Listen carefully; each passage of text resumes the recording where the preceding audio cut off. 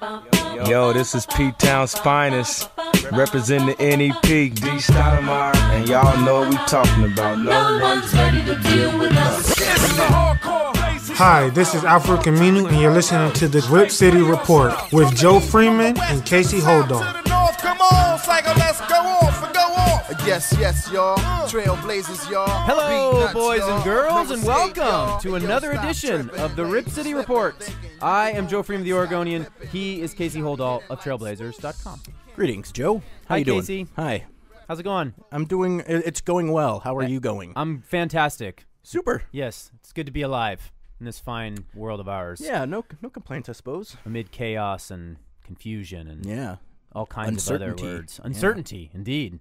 Why won't this open up? What a time to be alive. I don't know what's going on in your computer. Trying to pull up the schedule, Joe, and it's for some reason it's having Causing you difficulty grief? here. Yeah. I should probably shut down my computer more often than once or like 3 times a season, basically. Yeah, I don't know the what I think rules I'm at on now. that. I hear mixed things. The rule, I mean, I remember when I was in high school and computers were first coming on, it was like this big thing. You always need to turn off your computer. And like now, I just close it. Yeah. Like I never turn it. That's what I do, too. I've found, though, too, after a while that like It stuff needs to starts to reboot. slow down and weird, like Photoshop in particular. Like I'll go back into Photoshop and I'll try to crop something. And like the crop tool just won't work, so I have to completely close it and opening it. So, Same with your Good phone. stuff. Your phone is basically a little mini computer. oh, it's absolutely a mini computer, Joe. So you need to turn that off at least once every couple weeks, once Yeah. every week. I find myself needing to do that. I'm like, yeah, it's probably about time. Yeah, I'm at the my poor little iPhone 6 here. I think is about at the end of its life. Yeah. It's had a good run, but things are starting to gum up.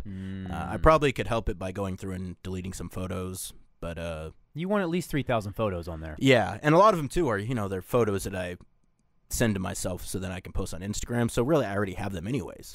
I So wonder it's- how many individual photographs of shoes are on that phone. Oh gosh, probably a lot, and multiple. I mean, and the multiples are really what do it. 'Cause when I take those photos, I usually but I usually take 10 photos. Sure, just to sure. Make sure I have one that's Make sure one's good. even semi-usable. Yeah. So yeah, there's a lot of garbage on there for sure. Well, there's no garbage in this podcast, or us when we're on Twitter. 100% pure, unadulterated, quality A1 content. Indeed. And you can follow us on Twitter, and please do. It is directly linked to the show. You can follow Casey at Seahold. You can follow me at Blazer Freeman. Check out our content and our stories and our colleagues' content and stories and everything else.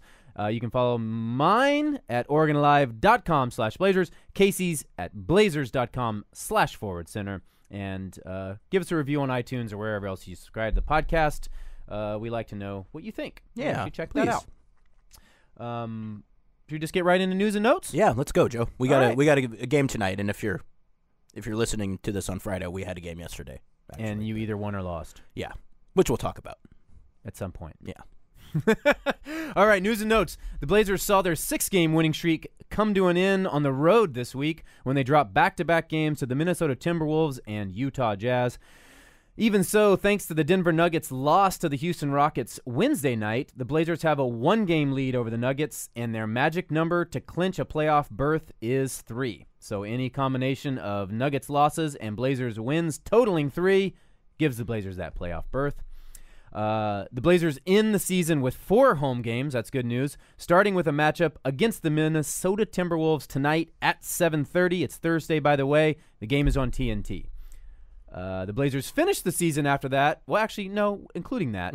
4 home games again. Then they finished the season with games against the Utah Jazz, San Antonio Spurs, and New Orleans Pelicans. That season finale, by the way, is April 12th. C.J. McCollum is a finalist for the Professional Basketball Writers Association J. Walter Kennedy Citizenship Award.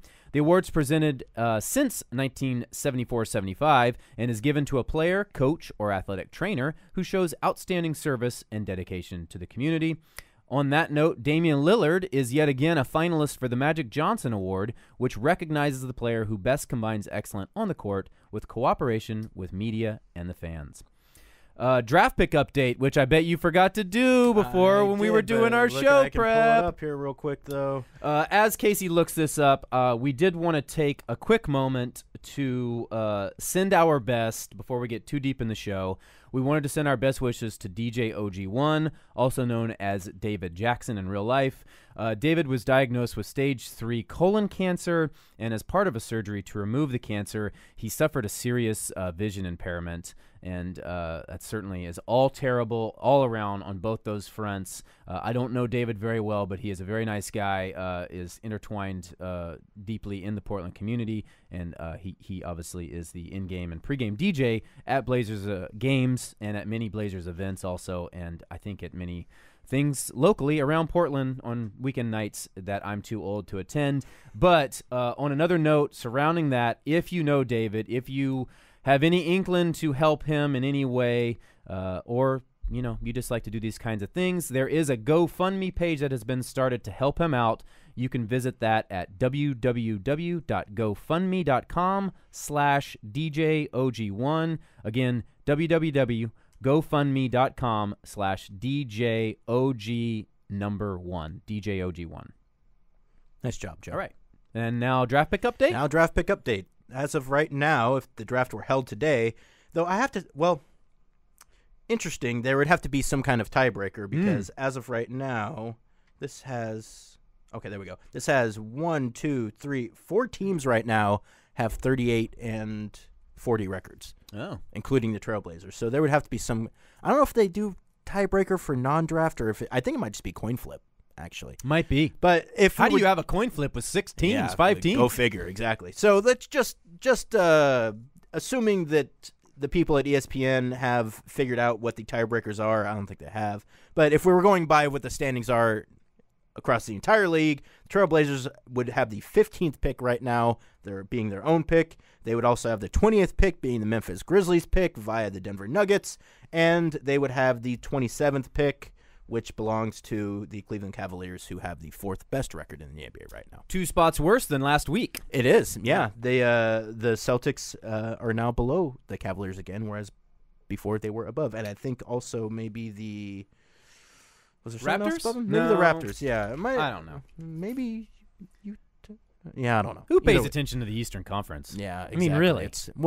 I think last night's game was a good example of that. I actually did watch a little more basketball than usual last night because I was trying to I wanted to see the end of the Denver-Houston game. And Cavs Celtics were on yesterday. I know the Celtics had passed the Cavaliers, and a lot of hype for that game. Yeah, and basically LeBron just went out and demolished them. Yeah. I mean, like he first, I think he said pregame, was like, yeah, this game doesn't matter. Who cares? And then they went and just beat the pants off of them. Peak LeBron. Yeah. So really, it kind of fed into the narrative that, yeah, whenever the Cavaliers decide that they're just going to flip it on, they're just going to run roughshod over the rest of the Eastern Conference and play whichever team comes out of the battle royale that is the Western Conference playoffs. 2 things on that. One, I think Kevin Love took a pregame ball right to the face. He did, yeah. In just debilitating manner. The folks at Bleacher Report put together a clip of K-Love getting hit in the face, but also there's LeBron got hit in the face by a ball during pregame warm-ups earlier this year as well, and it was from like the opposite angle. Oh, wow. So basically they put together a video of just like back and forth of Kevin Love getting hit in the face than LeBron. It was like, bing, bing, bing, bing, bing. Sounds bing. like a very Bleacher. It was really Report a strong piece of content. Yeah. Yeah. The other thing is I went on the Chris Mannix show radio last week sometime, and in his lead up to whatever segment I participated in, he made some kind of statement to the effect of that the Eastern Conference is essentially deeper and better than the West. And I was like, I know you live on the East Coast, but you do follow basketball and you pay attention to it. Like, really? Not close enough then. I don't think that it's even up for debate at any level that the East is deeper and better than the West. I mean, maybe I'm biased, but it seems to me that that's universally backwards. Yeah. I mean, you could make a strong argument right now that the 3 best teams in the NBA are all in the West. Sure. I mean, and if you were going by record, that is the actual case. So, I mean, when you have the 3 best teams that are all in the same conference, no. And I mean, I guess if you want to talk about are the dregs of the Eastern Conference better than the dregs of the Western Conference? I mean, maybe, but it's pretty marginal. Yeah, but the Heat and the Bulls are 38 and 40, and that's your 7th and 8th seed. Yeah. At least in the West, you just have the 8th seed at 30 and 40. Yeah. No, I mean, the Grizz are still 42 and 37. Yeah. Kevin Mannix is wrong. Chris Mannix. Yeah. Well, Kevin Mannix is probably wrong, too. He's got to be a person, right? They're both He's definitely a human somewhere, I would say. That's who I was talking about, Joe. That wasn't a mistake on my part. I was talking about someone different. a different, yeah. Oh, no, Kevin Mannix, he's a politician here in Oregon, right? Republican. Ran for governor the tax a few years guy. ago. Yeah. Big into tax. They're all tax guys. Well, not all. Okay. We don't even want to get Bill started. Sizemore is actually the tax guy. That's if the tax I was guy. going to say tax That's guy in Oregon, the I would tax say guy. Bill Sizemore. Yeah, I was mixing up Kevin. Who also has, isn't there an actor also named Bill Sizemore? Sure. Anyways. Let's say yes. You guys got to diversify your names. Well, it's not their fault they're named what they're named. Parents, diversify your kids' names. There you go. But then you make fun of the parents that create weird names. No, I know you. don't. I don't. know what you're doing. No. I don't make fun of weird parent names. I make fun, maybe weird spellings, but not weird. Or even saying weird is probably not a nice unusual. Thing to do. Yeah, unique. Unique. Yeah, not non-traditional. Or I guess they could be traditional, but you just don't hear very often. You know, the naming of your child is a very personal and important thing that, speaking from experience, there's a lot that goes into it, although my wife and I settled on ours very early. We already sort of knew what we wanted to name if we had a girl and a boy for that matter, but our boy name is very crazy and out there. And, as you get closer to thinking about it, pulling the trigger on a weird name you're setting a range of motion and in a certain sense laying the foundation for a human's life at this point. It's a big responsibility. So I don't know where I was going with that, but it's not something to be taken lightly. Are you going to say what the name is, or you going to keep it? Yeah, that makes sense. I mean, because you could have another kid, and if it's a boy, then I would. Great sports name it is.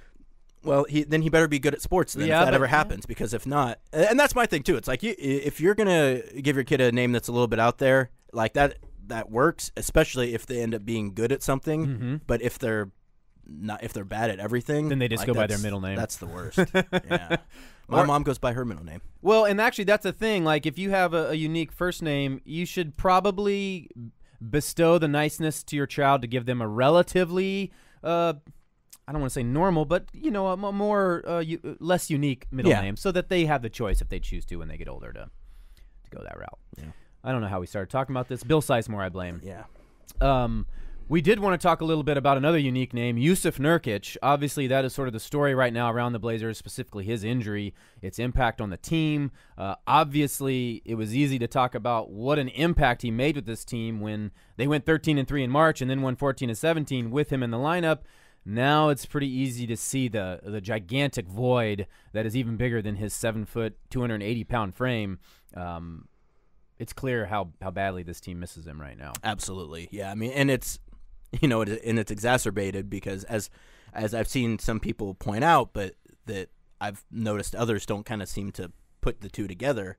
It's like, yeah, they're really missing Jusuf Nurkic right now. Obviously, they don't have any size at that position of even the positions that they have guys at. I mean, basically, because with Ed Davis out, with Festus Ezeli basically not existing this season, you are down to basically Meyers Leonard in terms of guys who are center size to play center, exactly. And then you have the fact that they don't have Mason Plumlee anymore. So people are like, why are they so bad without Jusuf Nurkic? They weren't this bad before. It's like, well, yeah, because they at that point in time, they at least had a guy who could play legitimate rotation minutes at center, i.e. Mason Plumlee. Yeah. They don't have that guy anymore. So it's the double whammy. And you're really seeing it in the last two games, particularly against teams that have good big men and the Timberwolves of Karl-Anthony Towns and Gorgie Dang for that matter as well. That guy can play.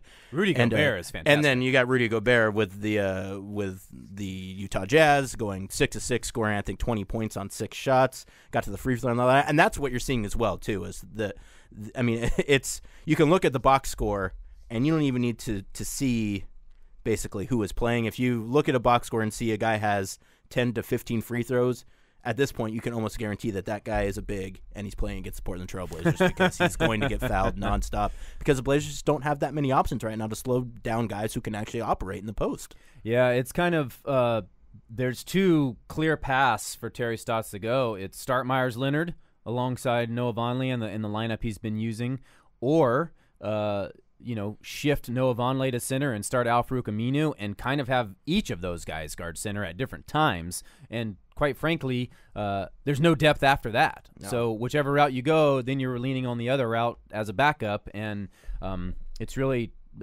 two less than ideal options. Meyers Leonard not having a very good season, has not really stepped up to the challenge over these last 3 games since he's kind of been given this late season opportunity. He's kind of getting exploited in the middle, and Al-Farouq at a certain level is the Blazers' best big man defender right now. Oh yeah, I would say he absolutely is. And there's only so much a 6'9" string bean can do, and he is more stronger in the base than he's given credit for, and he actually proved me wrong last year in the playoffs with some of his defense on Blake Griffin and some of that stuff. But there's just limited options. Yeah, for this I mean, team Blake right Griffin now. is one thing. I Right. mean, putting Al-Farouq Aminu against DeAndre Jordan is a completely different thing, and that's what he's being confronted with right now. I mentioned to someone I think Al-Farouq should be getting hazard pay right now because it's like you're basically sending him out there, and he is the best option. He is listed as a starter for tonight's game versus the Timberwolves.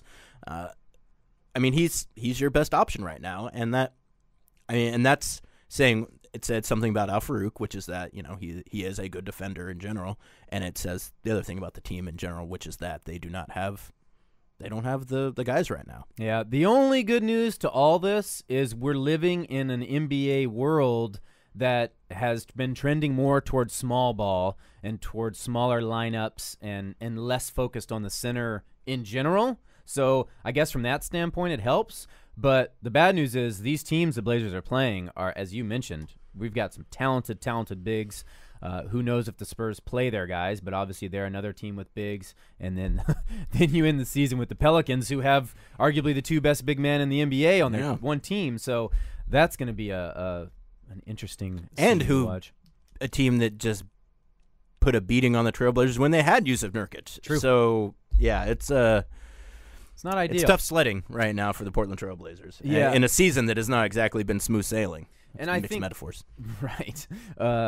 In looking at their options, there's not a lot. So from that standpoint, you've got 2 choices. The other question is, and I think the biggest question right now for this team is, assuming they make the playoffs, which I guess is a fairly big assumption. I don't know. We can talk about that later and by ourselves. But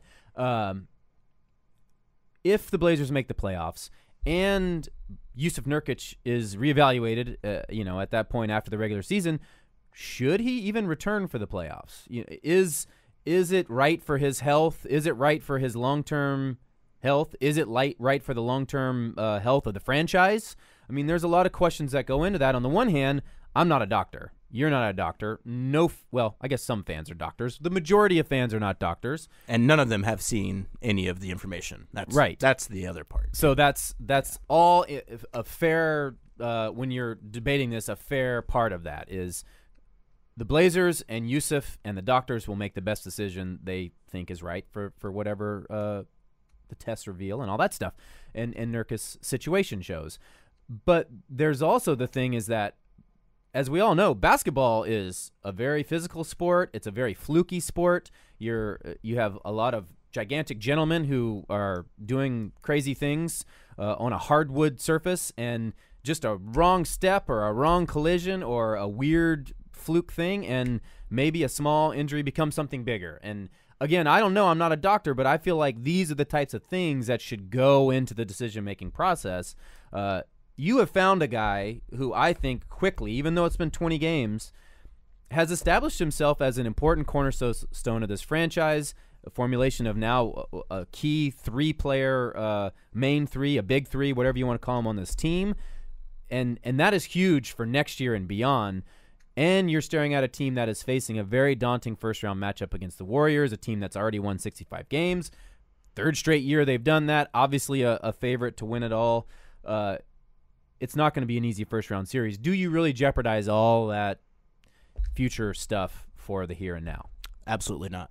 I mean, for me, the discussion of whether Jusuf Nurkic should or shouldn't come back, I mean, it's very easy. If he is, I guess I won't say 100% healthy because no one is 100% healthy, but if that injury is healed as well as it's going to heal, then sure. If it's anything short of that, then no, you don't play. Because, I mean, again, he looks to be a player that this team is going to be able to utilize for a long time going forward. And yeah, and you don't jeopardize that for any kind of playoff run, I don't think, let alone a playoff run where the odds are incredibly long. basically the Warriors would be a 99.4% not underdog, the difference of underdog favorite to win that series. So no, you don't. I mean, again, even if the Blazers were in a situation where they were the first seed and they had a chance to win a championship, you don't rush a guy back from a broken leg. I just don't think you kind of put that on the player. You saw that last year with Steph. Yeah. He didn't play in the first round, and then he didn't play in the first 2 games against the Blazers. And then he came back because they needed him to come back too. So I mean, good for the Blazers on that, I guess. Yeah. But yeah, you can't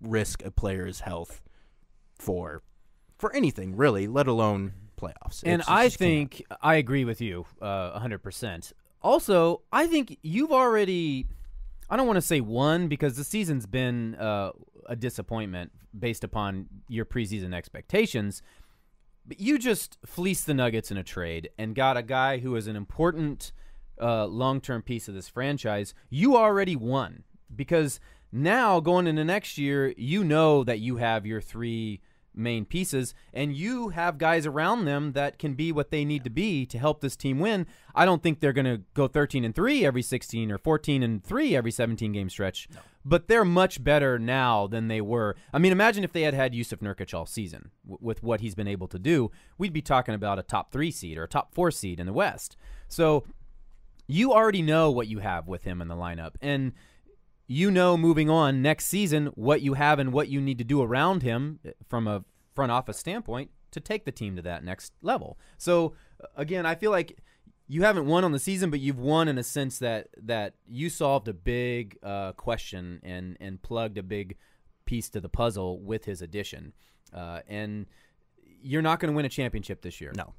So why risk everything that I just said for a temporary possibility of, competing with another with a very good team? Sure. And again, if in 2 weeks when they reevaluate it, right between basically when the season gets over and the playoffs start, if they come out and say he's fine, he can play, then all right, he can play. But I mean, again, I just would hope, and I don't think they will, that they really go through the paces to make sure that he's as healthy as he's going to be before he gets out there and plays. My guess is he probably doesn't play again, but you never know. You never know. And again, I don't know that. Like, that's a pure guess. And it's always hard in our position, and it's one of the hardest parts about my job. And you hear people talk about a guy being, I don't want to use a derogatory term, but such and such when he's going through a list of injuries, or he has nagging injuries and it keeps him out for a long time. And fans and people make judgments about a guy.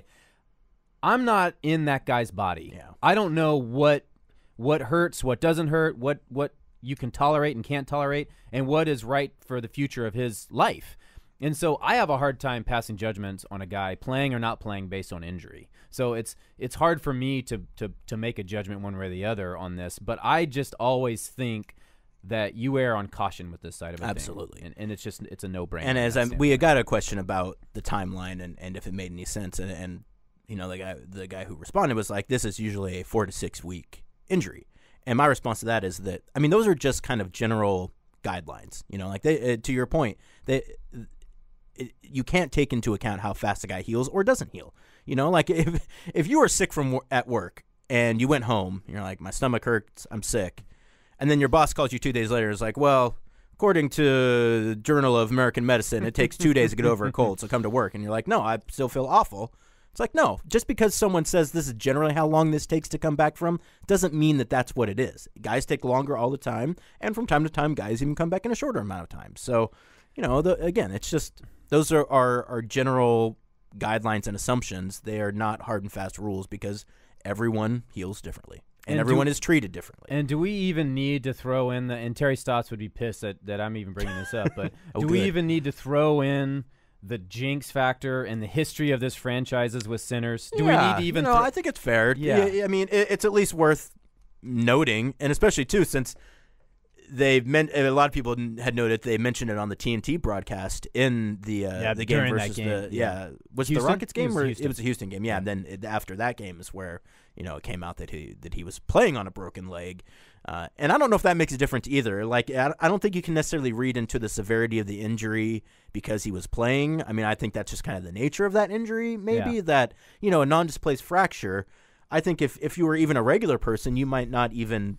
I mean, I think you would be like, boy, my leg is kind of sore, but I don't know if it would ever go on beyond that. Like you just might have that fracture and it would eventually calcify over, and that's that. Yeah, he wasn't wearing a boot or any kind of cast or anything. Yeah, and I don't think he is. He's not on crutches. Limp, really? Exactly. Like, I mean, it's the, it really illustrates the difference between, life as a regular quote unquote human being and as an NBA player. Yeah. Like you're talking about speeds and sizes and materials, i.e. the court, that I mean those of us who are not professional athletes, it's just a completely different set of variables for those guys than it is for us. We're small and somewhat malleable. They're much bigger and have a lot of weight and gravity and so on and so forth. And hand motions here. There's a lot of hand gesturing going on that you guys can't see.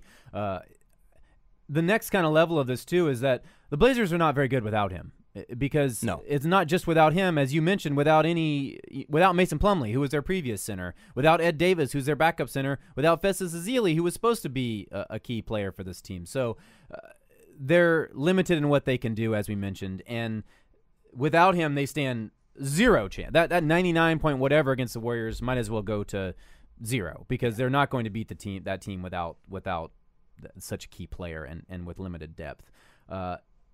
They will even struggle to get to the playoffs without him at this point. As they are currently struggling to get to the playoffs now. After, when they had Nurkic, and the last time we had this podcast, the assumption was, the Blazers are going to make the playoffs. Mike D'Antoni in his postgame is even like, they'll make the playoffs. And here they are. They're one game up, but it's precarious. Like, I mean, it's really a 50-50 shot right now for the Trailblazers if they're going to make the playoffs because the Denver Nuggets are. Wait, let's get to that when we get to buy or sell. We'll save all that.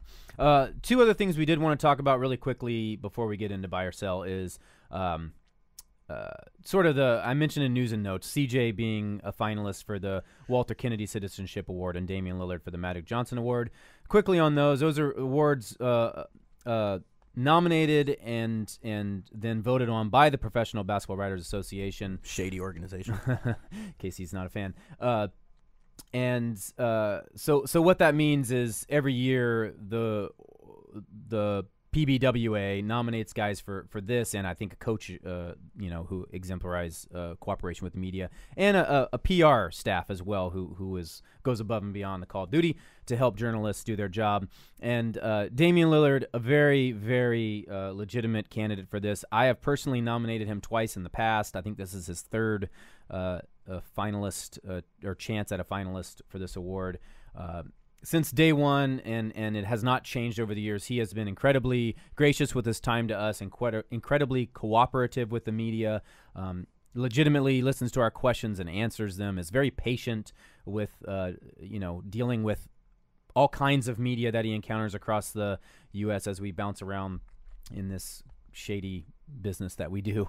And even more, he has always been there after every game, without fail, win or loss, to answer for his own play, for his team's play, and that says a lot. A lot of guys do not do that, even on this current team. So he is very deserving of that award, I think. As I've said, I've nominated and voted for him in the past. The other one, C.J. McCollum, very good honor for him. It kind of is a citizenship award based upon what guys do in the community, how they help, their city that they work and live in, and to improve it, and particularly with a lot of times it's underprivileged people. And I know CJ has done a lot of work with his journalism passion and helping budding journalists from low-income schools kind of try to pursue those dreams, and did the Dream Center at the Boys and Girls Club, buys a lot of tickets for fans to a lot of games that goes unrecognized. So another very deserved finalist for that award too. Absolutely. I hope both guys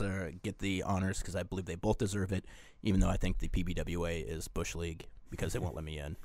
Because for some reason, those of us who work for teams aren't aren't independent enough, though all of those contracts that ESPN and Turner has with the NBA for some reason doesn't seem to matter to the PBWA, so to hell with you guys. But I'm glad that CJ and Dame are being honored because, as you mentioned, Dame is as accessible of a player, let alone superstars, you're going to find, and CJ got his money and then instantly started giving it away. So I think both guys are more than deserving of the honor. I'm sure the other guys that are nominated are as well. So no knock to either one of those guys if they don't win it, but both honored for things that are important that I obviously most of the time, particularly with the Magic Johnson Award, fans obviously don't really think about that a lot, but it helps them because, the more accessible players are, the better the coverage of the team is. So and the more insight you get into that player and that team. Exactly. And, the PBWA too, to give that award to CJ or to nominate him for his public service. I mean, like that, in the NBA, there's all kinds of politics about who gets what, and particularly when it comes to star players and getting recognized. I mean, even the guys that I think CJ got nominated with from the PBWA are all basically kind of like a notch above where CJ is at in terms of kind of his stardom. So to see him get recognized for the stuff that he's done early in his career it's really good. Yeah, real quickly, and we'll move on after this. CJ for the Walter Kennedy Citizenship Award. These are the finalists that he's alongside: Carmelo Anthony from the Knicks, Jimmy Butler from the Bulls, LeBron James for the Cavaliers, and Zach Randolph with the Grizzlies. I believe Zach Randolph is a previous winner. I believe he is as well. And by the way, too, just to talk about getting paid, all those guys are on much larger contracts than CJ McCollum is on right now. Yeah, not that CJ's hurting for money. No, he's not. And then this is the finalists for the Magic Johnson Award that Dame is involved in: DeMar DeRozan with the Raptors, Paul George with the Pacers, Draymond Green with the Warriors, and Paul Millsap with the Hawks. Yeah, with the Hawks. The Draymond Green surprised me a little bit there. Me too.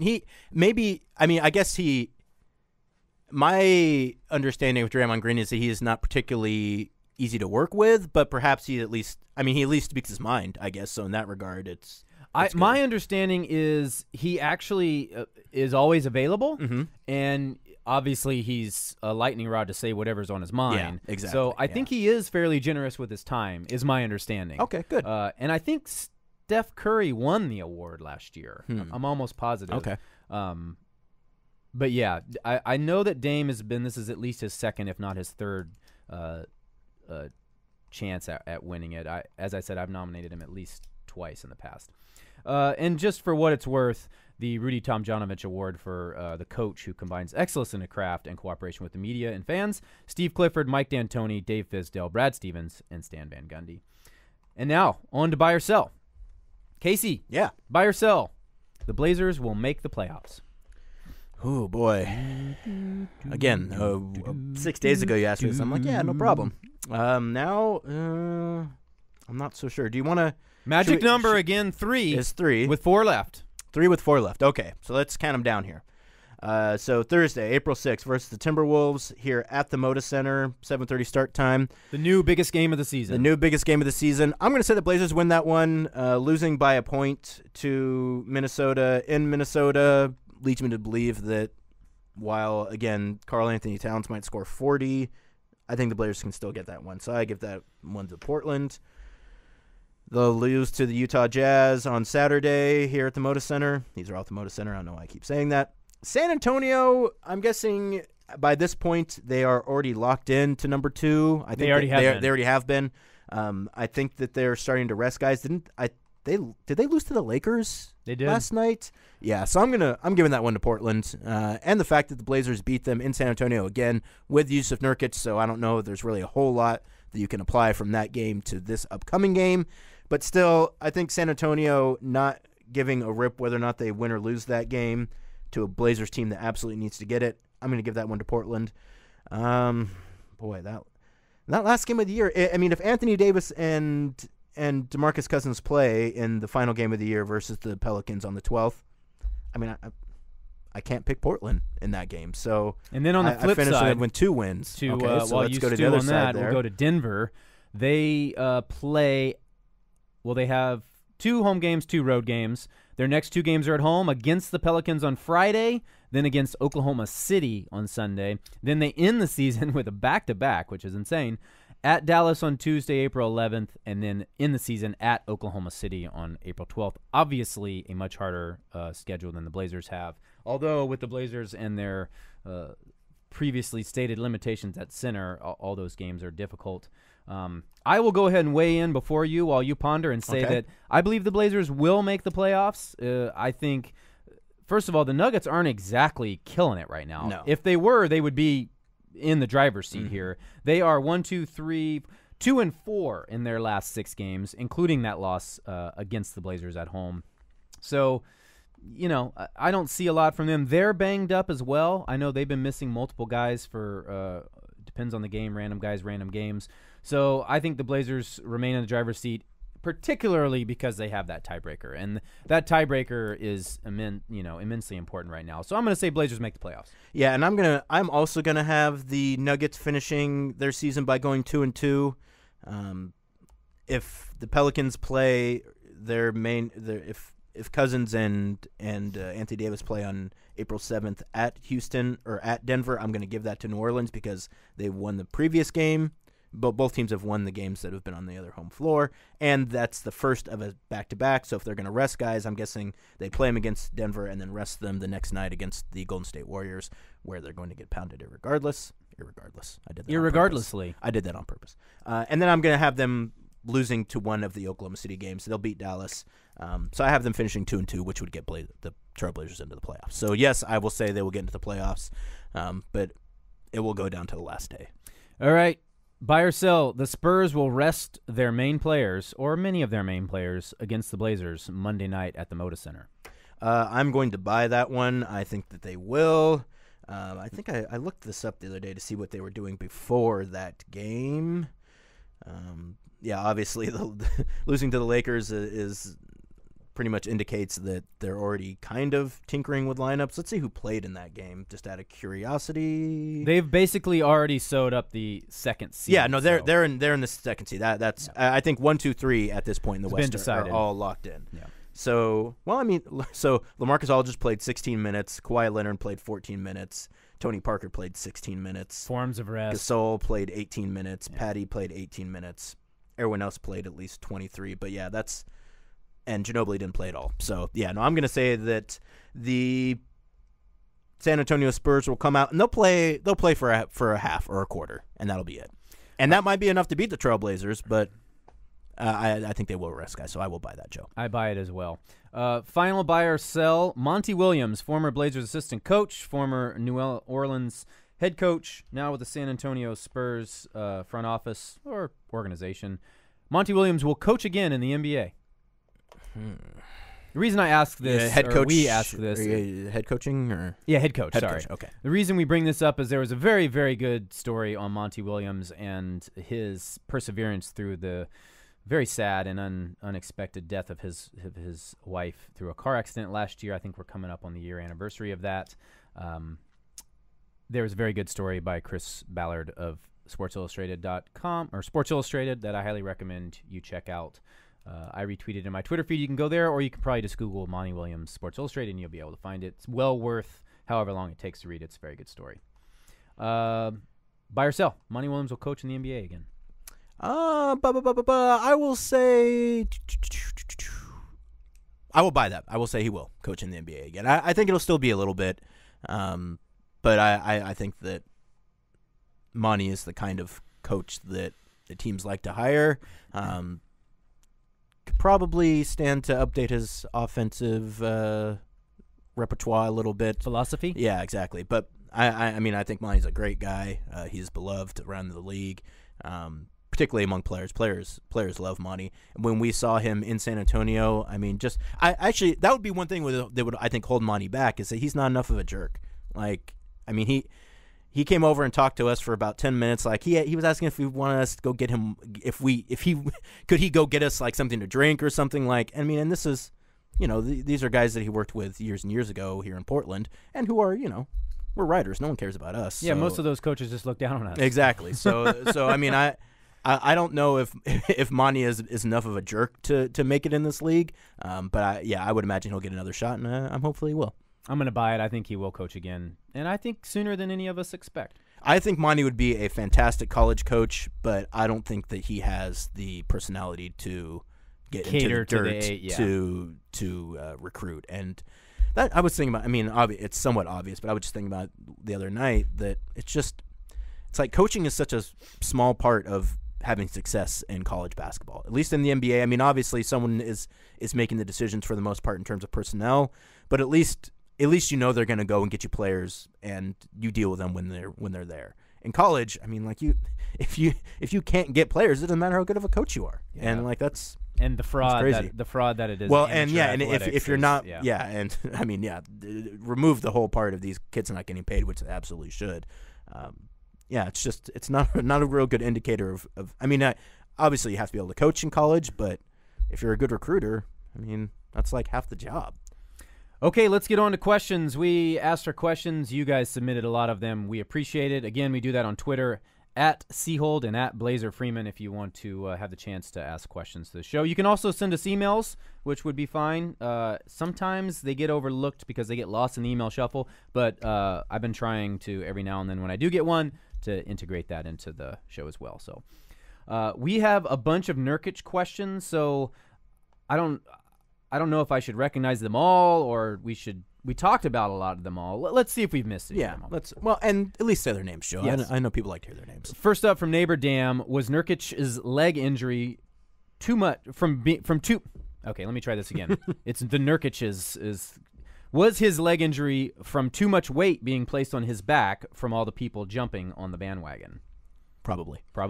You do have to consider how much if him not playing in Denver and then coming to Portland and then kind of jumping right to the rotation, if that had anything to do with it. I don't know that, but I was just thinking about that this morning, that if he's playing more consistently in Denver, does that still happen? Yeah. Probably, I think. Yeah, because it's a broken bone. Yeah, and if it's a contusion injury, then yes. Yeah. I mean, it's not, and your fibula too. It's not like it's changing over even the course of a season, I guess. So never mind. If it was like a tendonitis or like some kind of weird knee, or then maybe. But it's just a fluke thing there.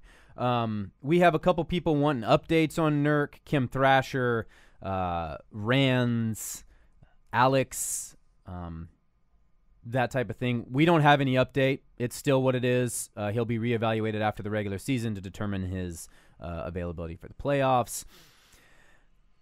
Old Dirty Noonan wants to know, has the injury deflated the team as much as the Wesley injury did?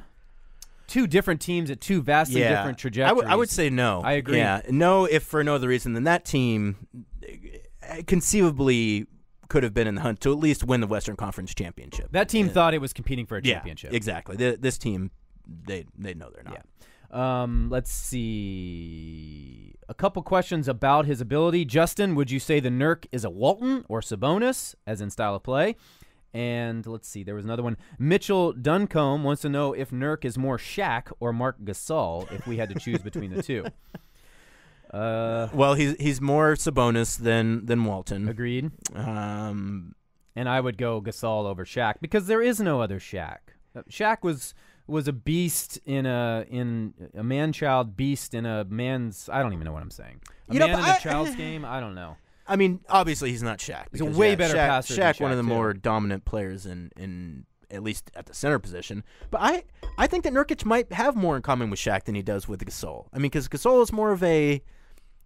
I mean, you say finesse and people take it negatively, but I don't mean it in a negative fashion. He is more of a skill player, I guess. And for me, Nurkic is more of a power player who also just has a nice ability to drop passes. So I think he's more of a Shaq.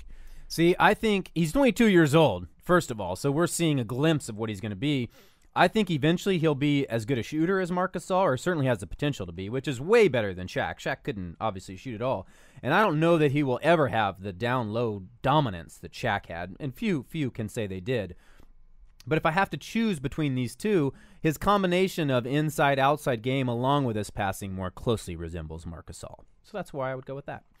Next up from Chris Takita, why haven't we released a player like Festus and picked up a legit center? Can we survive the rest of the season with only one 7-footer? Well, I don't know what surviving the rest of the season is. We've already sort of established that first round of the playoffs is going to be tough with or without Nurkic, and we picked you guys to make the playoffs based on our buy or sell, so that's pretty much surviving the rest of the season. Also, who is this phantom legit center that every fan wants to materialize at the time they need them at the end of the year?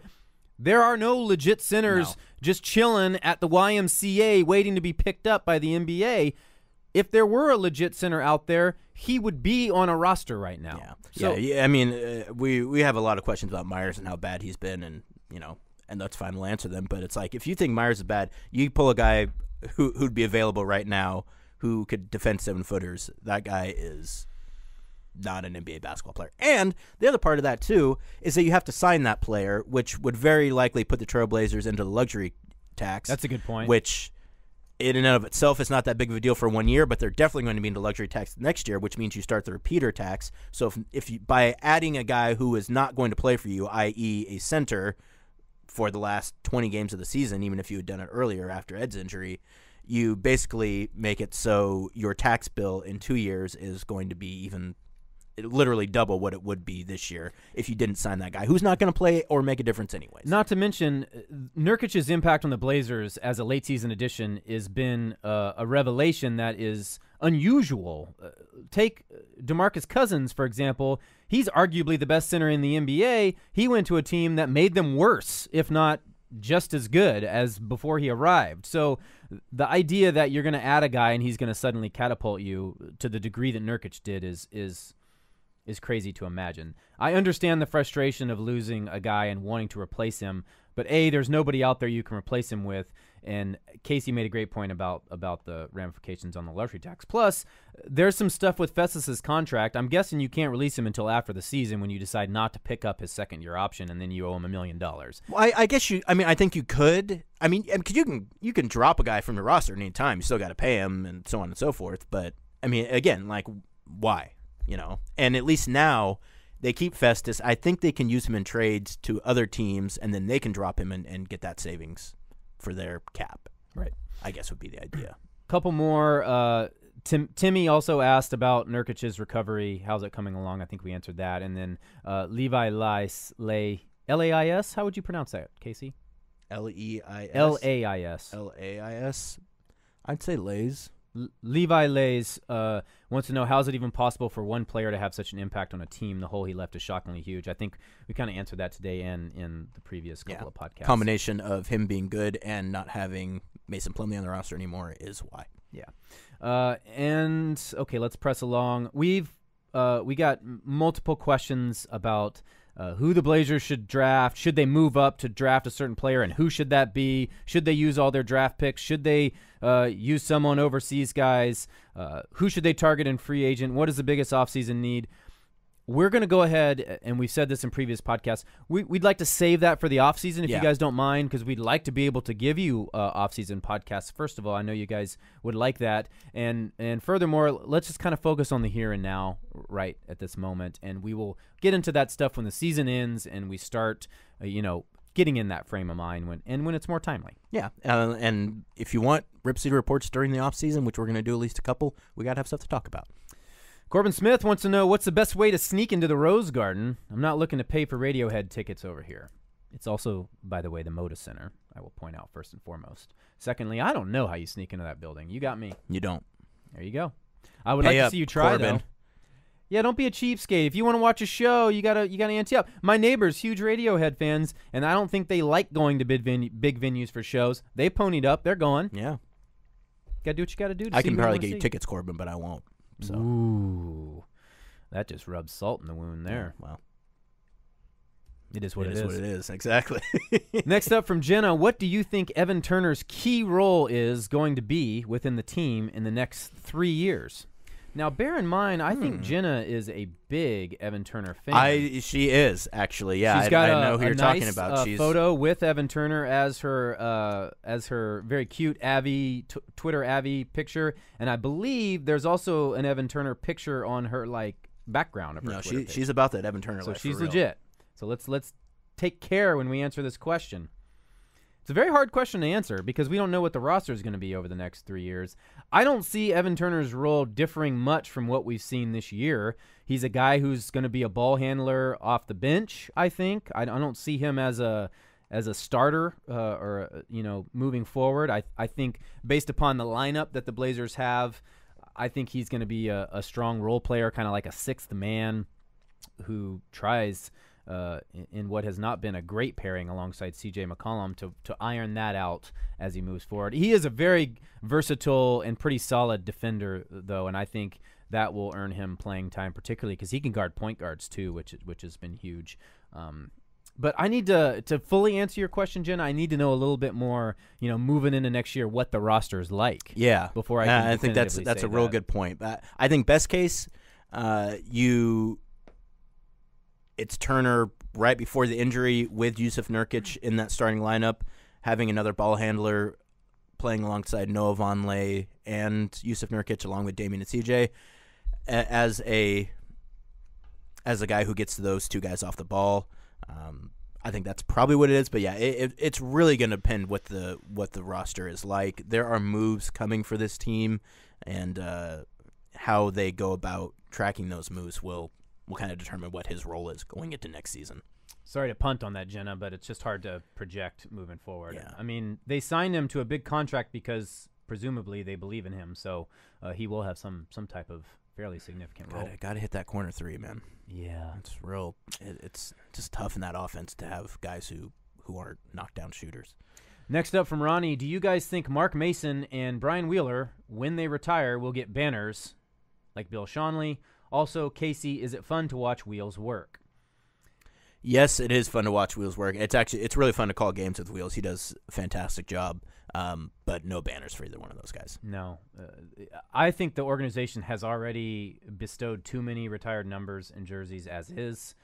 Yeah, I think they should take some down, personally. Well, you can't do that once you already put them up there. Says who? But says the way of the world. Also, nope. Bill Schonely's place in the organization, because of his history from the beginning and his importance in decades of the organization, sort of, resulted in such a high honor. You just don't toss that stuff around that casually. Yeah. And for all that Mark and Brian have done, No, I don't think they will get banners. No. Next up, let's see. Jonathan Johnson wants to know, what kind of grade would we give Neil Olshey for his trades/free agent moves? He's going to give Neil a C-.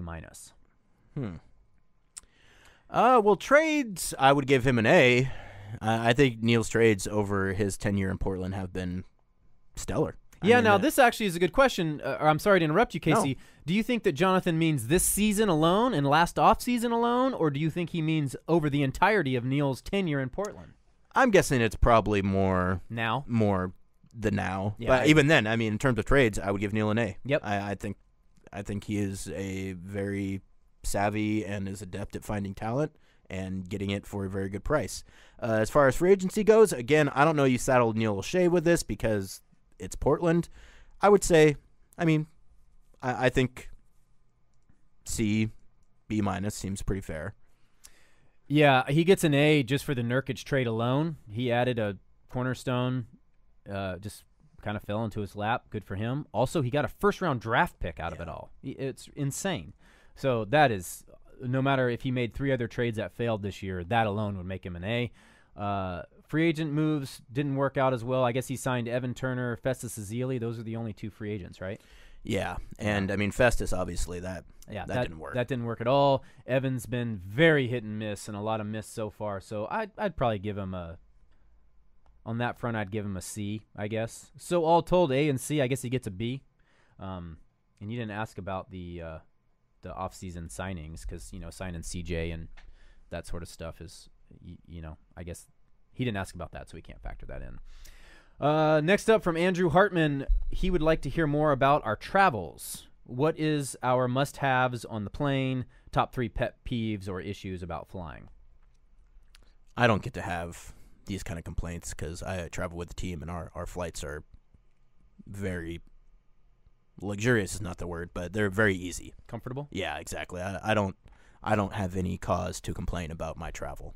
So I guess I could say the good things. What are your must-haves on the plane? Must-haves on the plane. I like cranberry juice, even though, as I mentioned, it's harder and harder to get on the plane now for some reason. Everyone else is drinking it. A lot of people like kombucha. I can't stand it, but we have a lot of kombucha on the plane these days. My wife loves kombucha. One of my a couple of my food go-tos.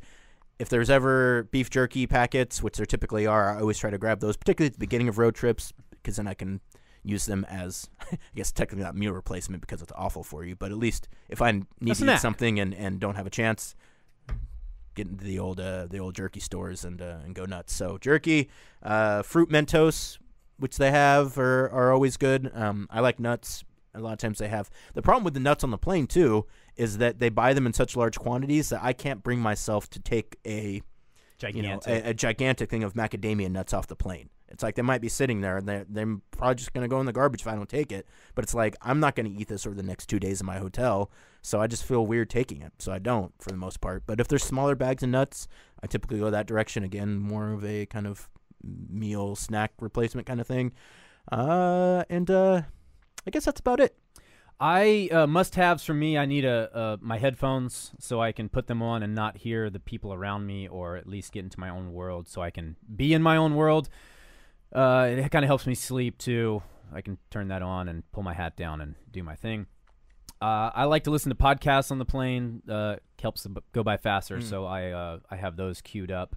Make sure those are ready. Or, I fly a lot of Delta as my airline of preference, and they have a nice selection of shows and movies, so I'll sometimes listen to those. But I do have some movies on my computer that I'll watch, too, in a pinch.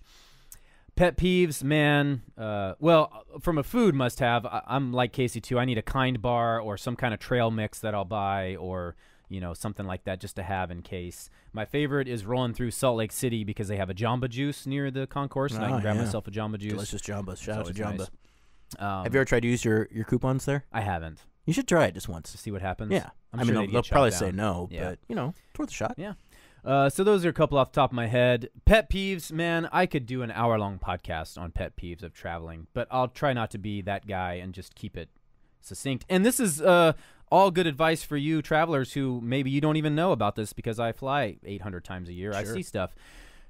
The worst for me, well, one of the worst, is people who stand right up at the gate, are just waiting for them to start to call people to board. Your section that they call A, B, or C, or 1, 2, or 3, or whatever, and your row, however the airline does it, it ruins everything when you just stand up there, and then I've got to wade. It's like, playing Pac-Man to get through, or Frogger or something, trying to wade through the people when my section's called. That absolutely drives me bonkers. If everybody was just patient and not a turbo and just waited patiently and back for their time to call, they would go a lot smoother. I don't understand why people line up for planes anyway. I've mentioned that before. If you have an assigned seat, you have an assigned seat. What is your rush to get on a plane that you're going to be sitting on for the next 3 hours? Because people are insane. Yeah, I don't. Also, I loathe someone who is talking on their phone very loudly, especially either at the gate, but especially on the plane. I can't tell you how many times I'm sitting on a plane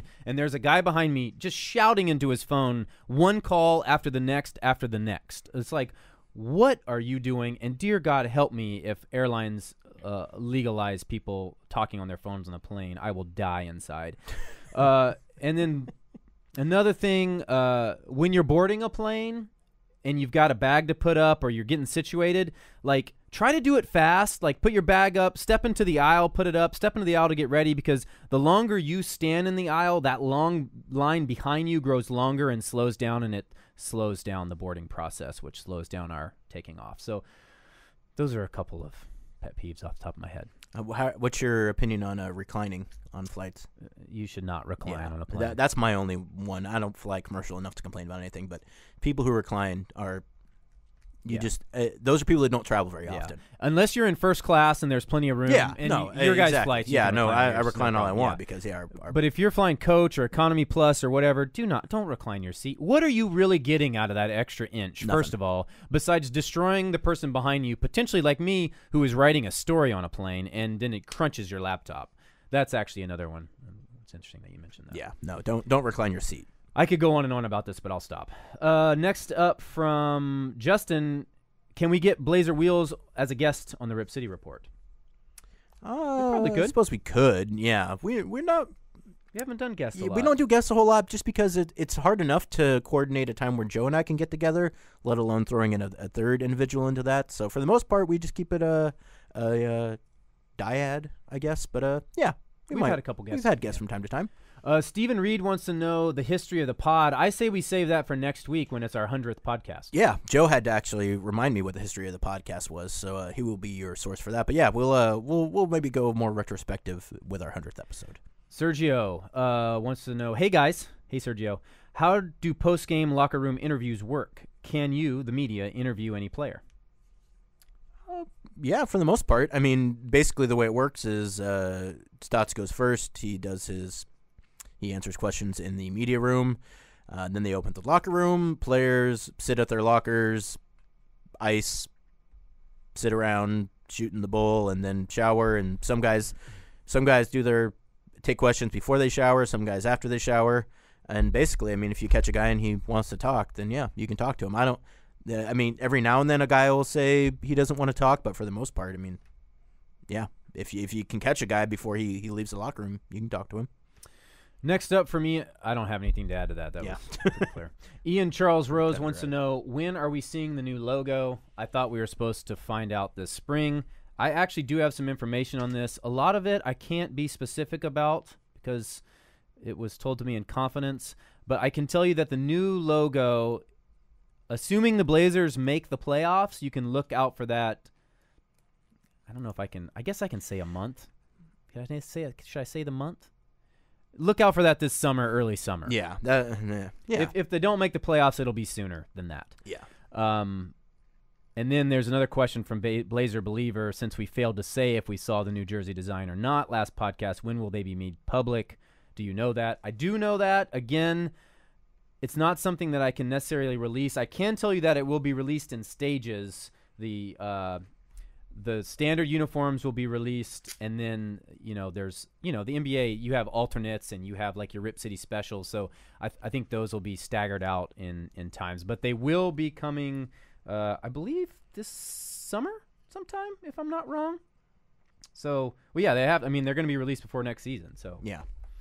Yeah, I don't know why you would do it during the season. I noticed that like the Timberwolves are going to do theirs like on the 11th, which is right before the season gets over, which seems very odd to me. It's like, why not wait until you don't have anything going on and then release any kind of updates you're going to do to your brand? I do know that that Nike is involved in it. Oh yeah, well yeah, they've taken over and Nike has a lot of experience with this type of stuff, so Nike will certainly have impact on how and when to release the uniforms. Sure, is my understanding also. I don't think people loved the Nike uniforms for the NCAAs this year, so I had heard some people mention that they were hoping they were not similar to that. They look a lot like track uniforms rather than actual basketball jerseys. My understanding is that those are not the same. Okay, next up from Greg Brock. Assuming Portland makes the playoffs in the 8th and keeps the 8th seed, what restaurants are you most looking forward to in the Bay Area? Well, the place I used to go to in the Bay Area, I think gave me food poisoning last time I was there, so I'm definitely not looking forward to going there. There's a place, it's pretty well known. I think it's called Tony's Pizza in North Beach. That people line up for. It's very good. I got there early one day, so I didn't have to wait in line. Like slices and stuff, or whole pies? They do slices, but it's more whole pies, and they have like 10 different like variations of pies, like really like specific different styles. And the one I had was absolutely fantastic. I'm gonna have to go with you to that. Yeah, you should. It's great. There's a taco place, I guess, down by the Mission or in the Mission neighborhood that I guess there's several burrito places, but there's a specific burrito place that I don't know the name off the top of my head that I want to go to that I didn't last time. There's also a ramen place that we went to last time that was just remarkable, and I don't remember its name is the problem, so I can't. So they claim to have created the burrito on Mission Street, I think. So they do have a lot of burritos there, and they're all fantastic for the most part. There's a couple places that are supposedly cut above the rest, but I can't recall them now either. Okay, a couple more. Pan wants to know, what's the loudest we've ever heard the Rose Garden? Never, Moda. For a Blazers game, have we ever gotten goosebumps? I can't answer that question. It's the Moda Center to me, so I have no. I've definitely gotten gotten goosebumps. Any fantastic sports moments gives me goosebumps. It's pretty loud when Dame hit that shot against Houston to win the series. Brandon Roy's performance against the Mavericks, that fourth quarter onslaught was pretty loud. A lot of those Laker games 8-10 years ago were very, very loud. Those were always fun. Those were just regular season games, too. A lot of the playoff atmospheres have just been fantastic. Those are the ones off the top of my head. There were last year in the playoffs against the Clippers were pretty loud. Yeah, absolutely. I would give that. And the game after the All-Star break last year when the Blazers punked the Warriors. That was a pretty good atmosphere too, but I can't say for sure the loudest. Yeah, it's hard to say. Yeah. John wants to know what's the best workout to do in a hotel room, and he wants to know if we are yoga boys. Well, first of all, that would be yogis. I used to be a regular practicer of yoga weekly, multiple times a week, but I have lost the habit since I became a father, a habit that I would like to get back into. And the idea of working out on the road, especially in a hotel room, sounds like the dumbest thing ever to me, so I don't work out on the road. I do no physical activity whatsoever, home or away. Though we did have a conversation in Salt Lake about some guys do yoga in their room. I think Ben Kenyon, one of our trainers, he does all that kind of stuff, and I think he does yoga in his room every day. Good for him. In between meditations, but I don't do anything. The best I get is walking to eat somewhere. I was going to say I do like to walk. I'll go on like a half an hour walk in random cities. Every year I tell myself that this is going to be the year that I'm at least going to do some light workouts at the hotel, because sometimes I mean, you know, it's 11 o'clock at night, you're not tired, but you don't have anything else really to do. I've always tried to convince myself to actually go work out rather than just watching Netflix, but 4 or 5 years into traveling regularly, and that still hasn't happened yet, so it probably won't. Well, I believe in you, Casey. Yeah. I probably should, though. I probably do need to start doing something, because my wife works out, and she's in pretty good shape, and, you know, I'm falling further and further into being out of shape. I'm not getting any better looking. I'm out of town a lot, you know, so I should probably try to improve myself a little bit. We all can improve ourselves, but there's only so much we can do. Yeah. I don't even know. I don't do anything, which is what I'm saying. So I guess if I have made at least a marginal effort, not that it would actually have any concrete repercussions, but at least I could say I was doing something.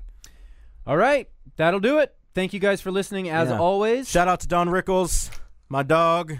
Died at 92 years old today. Man, I love Don Rickles. I was so bummed out last year that we were on a road trip when he was playing here in Oregon. He's hilarious. I love Don Rickles. There will not be comics like Don Rickles anymore, and maybe that's a good thing, but I don't know. I loved him. Shout out to Don Rickles. Yeah. And shout out to you guys. He's a nice guy. He's what? He's the nice guy. Oh, yeah.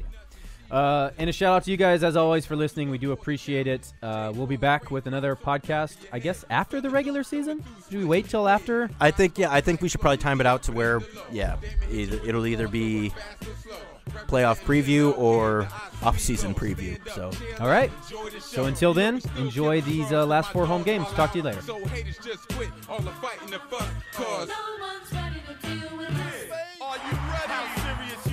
Take us, no kidding, it's the Blazers and we're blasting the Lakers. Force the tempo, 50-point lead by halftime. Watch Rasheed Wallace keep smashing the baseline. Go left, go right, 360 degrees. Here comes a paint, Kobe Pippen, and he's popping a three. Try and catch him coming down the court. Bonzi Wells, what a handle! It's amazing what he do for the sport. Damon Stoudemire saves the day, aka Mighty Mouse. Gonna show all of you scrubs how to play. What a show! Why the Lakers even want it with us? You know, no one's ready to deal with us.